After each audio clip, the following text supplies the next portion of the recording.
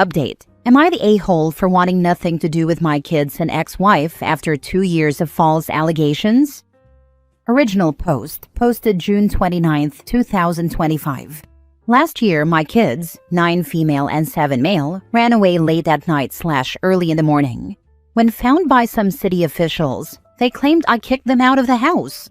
I woke up that morning to the cops and CPS knocking on the door. I told my side of the story from what I knew, and they had my now ex-wife tell her side while keeping us separated. The cops claimed our stories didn't match and ended up arresting me. I bailed myself out that same day and went to live with my parents for a while.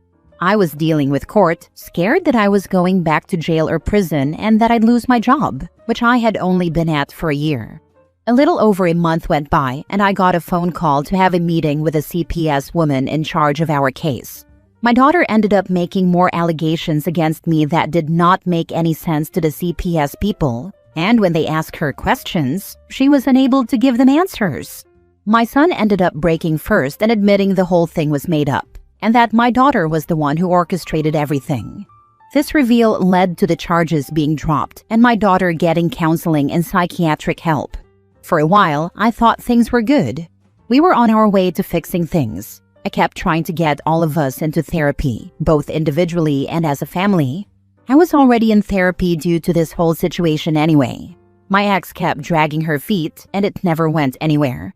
After some other situations, like being displaced due to a natural disaster and me trying to get things packed up in our old apartment, I got told by my ex that she wanted a divorce. So now I was having to rush and try to find a place to live, which I did luckily. I actually move in tomorrow. On the 14th of June, I got served an emergency protection order by the county sheriff's office. I was told it's because I allegedly hit my son and gave him a concussion while in the grocery store, where there are cameras. He had been taken to the emergency room by my ex on the 14th, but this event allegedly happened on the 10th. I had told my ex that due to me having to get this house to rent, along with utilities in my name, adding up to over $2,000, I wasn't going to be able to pay certain bills this month, but that I'd get them caught up as soon as I could to get everything paid off and even. I signed for the deposit on the 11th, and the kids had been with her while I did this paperwork, and there was no issue. That same morning, I had taken my kids to the park so they could play, and I recorded videos of them being silly and having fun. I was talking to my therapist this week and told her what was going on and how I felt about being around my ex or the children. It's 2 years in a row of false allegations. I want nothing to do with any of them now. I'll pay child support gladly. I had an agreement with my ex before this all happened of paying $1,000 a month, $500 per paycheck for child support. After all of this, am I the a-hole for not wanting to be around the children and my ex after everything gets settled and found out to be lies again? Edit. I posted this before I clocked in at work, so let me give some more details. My ex-wife and I were still together when the kids ran away last year. My side of the story during that was that I came home from work, talked with the kids and wife, gave the kids their melatonin gummies before sending them to bed, after which I took a shower before making myself something for dinner and cleaning up afterward. By this point, my ex was already asleep, and so were the kids. When CPS and the mental health professionals were talking to my daughter after everything got cleared, she was saying the voices she was hearing were telling her to do things. The mental health professionals said this sounded too rehearsed to them. It later got revealed that she had been watching videos on YouTube about kids pranking their parents, and she wanted to try it out herself. She had access to YouTube due to tablets that my mother-in-law had given the kids for Christmas back in 2023, which I disagreed with but was ignored. At the time, and to this day, I do not believe my ex had a hand in the running away situation. On to this year, my son went to the ER on the 14th because he had, and I quote from the paperwork I was given, dizziness, lightheaded feeling, and a nosebleed. I am not sure how he received a concussion. Nothing is finished with this situation yet, and nothing has been decided in terms of child support. We go back to court next month to revisit this after the investigation has finished. On the day I received the EPO, I talked to a state trooper and told him the kids' history, showed the videos of my kids playing, and showed receipts on my banking app from when we were at Walmart and at what time we were there. As of right now, I haven't heard anything else. I have already been interviewed by CPS and informed them of the same things I told the state trooper, because it is a different person on this case, as my ex and kids live in a different county at the moment. This time, I firmly believe that my ex is behind this, due to my telling her some of the bills would have to wait, because I'm having to pay approximately $2,500 to move, put down deposits, and pay first and last month's rent. I haven't seen my kids since I dropped them off with my grandparents on the afternoon of the 11th.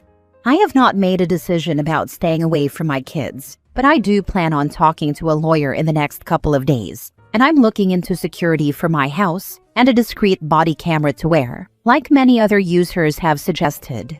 I'll try to answer any other questions that I can, but I move tomorrow and I have some last-minute things to pack up and put in my car and move downstairs. Thank you for all of your insights, words, thoughts, and prayers. It means a whole lot to me, more than I can put into words. Now for the top comments before reading the updates.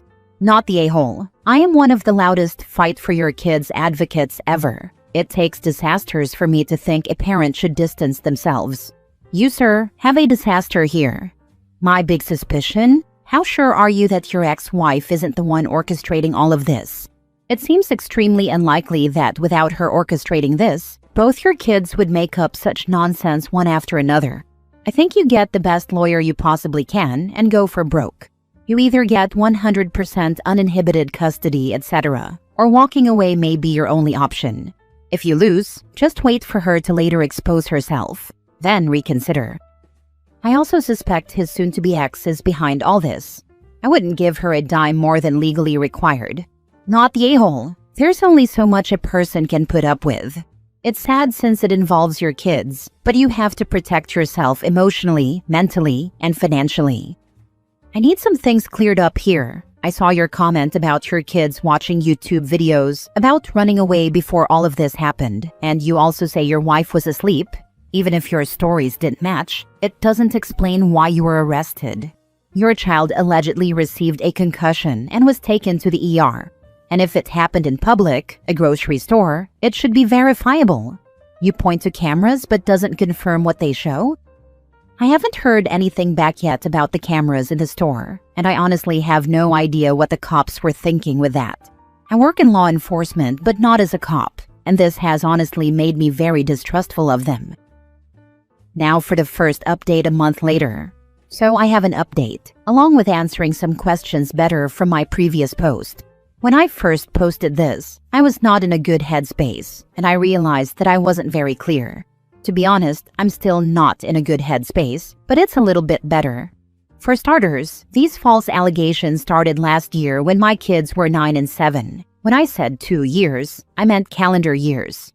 When I said I spoke to the police about my side of the story last year, I meant what happened the night before the police and CPS showed up at the front door. I had gotten home, spent some time with the kids and my ex-then-wife, gave the kids their melatonin gummies. This was done on an as-needed basis, mainly 2 to 3 times a week at most. After that, I went and took a shower, made myself some dinner, then ate and cleaned up the kitchen before spending more time with my then-wife before we both went to bed. Due to a contraction happening when she was being given the epidural, she sleeps better propped up, so she slept on the couch while I and the kids slept upstairs. The next morning is when I woke up to the cops at the door with CPS. I was charged with child abandonment and arrested. It took over a month for the truth to come out about my kids making this up, due to the fact my daughter was saying I was having sex with her. The CPS agent conducting the investigation tried to ask more details, and that's when my daughter started crying and admitted she made it up because she couldn't give details. The only reason my daughter even knew what sex was is because my ex and I were in the bedroom and we both thought the other locked the door, and my daughter walked in on us. Moving to now, I don't know how my son got this supposed concussion. We had court again on Monday, the 21st, and when the judge asked my ex, she told him that, after talking with a state trooper, we have decided to not press criminal charges. I asked the judge if there was any evidence that they had about what they're claiming I did, and he told me that since no charges were filed, there's no evidence gathered to give to me. I want to thank everyone for their answers on my last post. Thinking about those feelings was making me sick to my stomach, and I just needed some perspectives from people who weren't emotionally involved. I thought about this since last month, and I made the decision to tell the judge I want the divorce process and this EPO to be over and done with, and that I just want to be left alone. I'm still questioning if this was the right decision or not. I'm just not sure what else I could do. I work 12-hour days, 5 to 6 days a week. I have no way to take care of the kids, so I can't take them in. Even then, am I supposed to get to the point where the court system says supervised visits aren't needed anymore and just start wearing a body camera around the kids and just be scared all the time? Looking over my shoulder constantly just to make sure that I'm not going to end up in jail again? We have a hearing set up for December to hopefully get everything finalized and finished. I keep thinking about the kids going trick-or-treating in 3 months, going back to school next month, how we won't be decorating Christmas trees together or making cookies for Santa, and I start crying all over again. I'm not sure what else I could have done though that wouldn't have made me a paranoid mess 24/7. This will be the last update until December or January, I guess. Thank you again to everyone saying I wasn't an a-hole for feeling this way. Have a good one, Reddit. Did your ex-wife explain why she wanted a divorce? Her words was that she just isn't in love with me anymore, and we've both become too different. She's religious. I'm not. Both have different views on things that we can't come to an agreement on. After last year, I wanted to get us into therapy and got some recommendations for marriage counselors, and gave her the list and said that I'd be fine with whoever she chose, so long as we worked on it. She never chose anyone and kept making excuses about why every time I asked. Second update a week later. So this is a really small update that I wasn't expecting to make. I had left a voicemail for the CPS agent assigned to the current situation with my son, asking for an update on everything because I haven't heard anything since June. She had to look in her case notes, but everything has been found to be unsubstantiated. I should be getting the official paperwork in a few days to a week in the mail. I'm not sure how to feel about this, honestly. I'm relieved that the truth has come out about these allegations, angry that this has happened to me twice now, happy that this is one step closer to being finished. I want to cry, but I couldn't tell you the specific emotion that's causing it. I'm taking some other Redditors' words to heart and putting in a request to my state police records department to get copies of any and all paperwork, evidence or lack thereof, anything I can get my hands on from them. I'm also getting copies of my son's medical records so I can see exactly what was found back in June. I know a lot of you don't believe this, and I don't care. I have nothing to gain from lying about this. I'll gladly post pictures of the paperwork from CPS when it comes in, with all private information redacted, of course, to protect myself and my children. I know some of the details don't make sense between the OG post and the update, but like I saw one person mention in a Reddit sub, which I love to read posts from and didn't expect my own to end up there. I'm just going into survival mode. I only just got a full-sized fridge 2 days ago. I only have an air mattress for a bed. I'm just tired. I want this over with. I want things to go back to January, when all I had to worry about was the fact I was recovering from a car wreck and couldn't even help take down the Christmas trees and get a new car. I think it's good you're getting those medical records because, if he really did have a concussion, it's possible that your ex tried to pin it on you to hide who really did it. And that's something that CPS should actually be looking at. Also, are we exploring the option that someone else may have assaulted the daughter? I think it's actually kind of common for abused children to accuse someone other than the actual abuser. It feels like OP should be pushing for someone to look into the kid's situation, even just getting them a therapist or someone to talk to who is a mandated reporter and can keep an eye out. Now for the last update a month later. So I didn't think I would be back with any sort of update until December, but here I am. For the ones who DM'd me, I also want to say thank you for reaching out. I may not have answered, but I really appreciated reading the messages. After my last update, I tried looking for something to do on my days off work. My first thought was the animal shelter nearby because it's not even a 5-minute drive from my house. Turns out it's closed on my days off. I looked around for neighboring counties, and those were even less helpful. A lot of them required I attend some sort of orientation, but there's no set day of the week for the orientations. I know it would be good for my mental health in the long run, but in the short term, taking a day off from work to attend the orientation, potentially making my paycheck smaller, isn't helpful. So I decided to try dating. I wasn't going into this looking for anything serious. I just wanted to try some casual dates to get out of the house and meet people. That's not what happened. I made a profile on a dating app and kind of just left it alone. One of the pictures I had put on there was of my cat. He's an orange cat presenting as a tuxedo cat.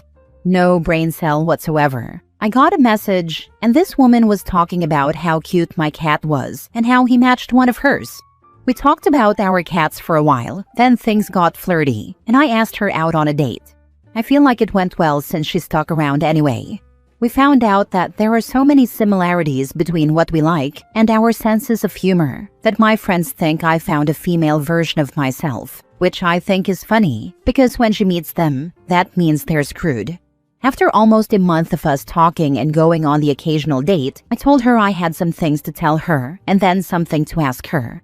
I was upfront with everything that happened last year and this year, showing her the paperwork that I had to show that I was innocent in all of this. After telling her all of this, I asked if she still wanted to stick around, or if she wanted to walk away and not get dragged into any drama that she could get put through just because of us having a relationship. She hugged me, cried for me, which got me to start crying, and told me that she was sorry I had to go through something like that. Once the two of us stopped trying to flood my house from crying, more myself than her, I asked her if she wanted to make things official between us, and she said yes. I was honestly so scared to tell her about what happened with my kids and ex. I was dead certain that once I told any prospective girlfriend this, they would walk away so that their own lives wouldn't get ruined. But she stayed, and I'm so incredibly grateful for that. We agreed to take it slow so that we don't rush into anything too quickly. I can't remember which of my posts it was on, and to be honest, there are too many comments on them all to be able to find them. But a Redditor said that, essentially, they hope I find someone and can actually be happy after all of this drama with my ex-wife and kids. I want to thank them for saying that, because between them speaking it into existence and my cat being, well, him, it seems to have worked. I'm not back up to 100% though. I'm still scared that something else will happen that will somehow mess my life up even more. I'm scared of the cops showing up at my house with new allegations, even though I haven't done anything. I'm scared of running into my ex or the kids in public just by going grocery shopping and somehow getting arrested over it. Every time I drive home and a sheriff, state police, or city police vehicle comes towards me or drives by the house, I can feel my anxiety spike. I have cameras up that record my front door, back door, and where I park my car outside my house, and cameras inside that cover my front door and my back door. I have other means of showing my location on my phone and where I've traveled, if I've traveled at all that day. I keep any receipts from shopping, or even grabbing something to eat while in town, just so I have timestamps of where I've been and when I was there. It's a mess, but I'm doing what I can. I'm looking forward to learning more about my girlfriend that my dingus of a cat helped me meet. I'm looking forward to being able to not live in fear of police. I'm looking forward to being able to live and not just not die right now. Again, I want to thank everyone for their thoughts, advice, comments, everything. I'm still gathering paperwork and what evidence I can about all of this, and sadly I still don't have answers about why this has been happening. I don't know how my son got this supposed concussion. I don't know if my ex is coaching them. I don't know if someone is in their lives because of my ex that is causing all of this. I don't know if I'll get those answers. But right now I'm going to keep searching and fighting for myself until I either can't find anything else or I get answers. I would demand a psych evaluation of the kids as part of the divorce. I'm afraid they are being coached by their mom, and if that is the case, it is abuse and you have to protect your kids. Have a professional do a full evaluation because they could be as much victims as you are. I'm leaning towards that. I'm just wanting to get to tax time so I can get my return and hire a lawyer. Last story. Am I the a-hole for snapping at my girlfriend's friend who wanted to take care of her for the night? I am 21 male, and my girlfriend is 27 female.